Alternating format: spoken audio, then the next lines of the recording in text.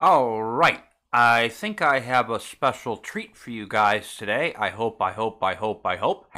And today, I'm going to be looking at a distribution that I haven't looked at a long time. This is Voyager Linux. Now, a brief little bit of history. Voyager used Gnome 2 until Gnome Shell came out, and then they kind of jumped ship and started using XFCE because GNOME Shell, when it initially released, did not have all the necessary customization options. And this is their Ubuntu 18.10 derivative that I'm looking at right now.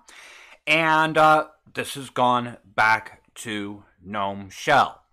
As you can see here, I have a fresh installation, and of course, as standard with many GNOME desktops, the first thing it is going to do is give you a few questions. The first of which, they want you to give up your privacy and connect all of your accounts. I'm going to go ahead and skip that. They're going to ask if you want to send information to Canonical. Not right now.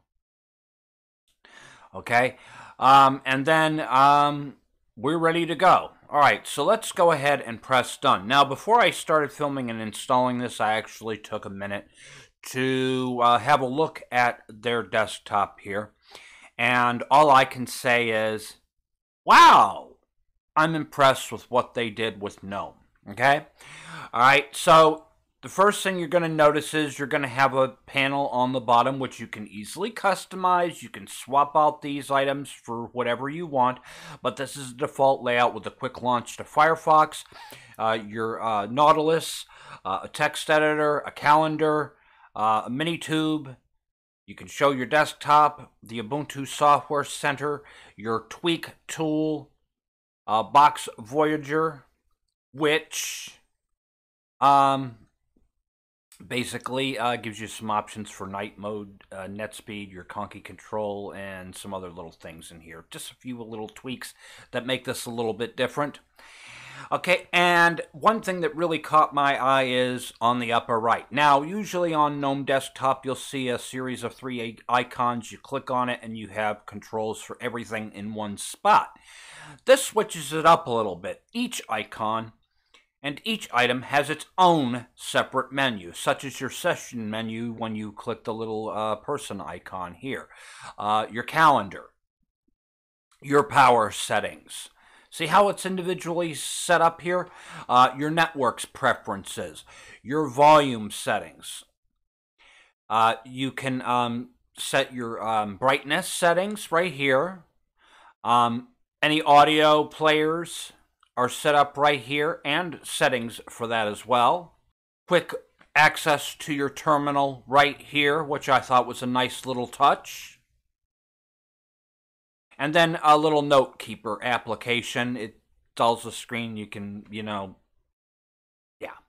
Okay, well, we're not going to use that. And to get out of that, just press the icon again. Okay, this is where it gets slick. Okay, this orange icon, I guess this is some kind of futuristic V icon. I'm not sure. You click this, and this is where you can add extra desktops if you need to, and you can also search for applications, okay? But what I really liked is this one. It's either this icon here or this icon here. When you click this, look at this. Everything is neat and organized. I like this. Most of the time when you're looking at GNOME Shell, all the icons are pretty much jumbled up in one big cluster funk. And everything is neatly organized here. So you click for your accessories, and it presents them to you in a nice little convenient user interface. How cool is this? And then we can just pick the games, for instance, and everything is neat and organized. I've got to say, if I were to have to use GNOME, this is how I would use it. This is acceptable to me. I like how everything is laid out and organized. This is beautiful. And this is what GNOME Shell should have been when they initially released it, I think. This is nice. I like this. Don't you think that looks cool? Yeah, it looks really nice here. And then, of course, they have a bunch of little tweaks in here, too. Okay? All right, you can set your appearance however you want this. If you like dark themes, they have one. And it's beautiful, too. I like this. All right, and when you go ahead and open your files and other applications, the themes all match. This is nice. I like this. Good stuff indeed. So open up. See, everything matches here. Beautiful, beautiful stuff. Okay. The only thing is, this is based on Ubuntu 18.10, so you get a 9-month shelf life on this thing. Okay, but this gives us a taste of what is yet to come in the next LTS release. And I figured at some point, they figured, all right, we're going to bite the bullet and release a GNOME desktop. But the nice thing is also, for those of you who have been loyal fans of Voyager's XFCE desktop, or XFIS, or whatever you want to call it, they also have a version of that available too. For those of you who can't live without XFIS, I can't live without it. I love XFCE. I think it's magnificent. But I can't take away from what is being offered here.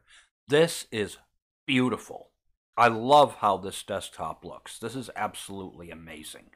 Yeah, I like it. Good stuff indeed, and so this was definitely a treat for this to come in under my radar and have a look at this.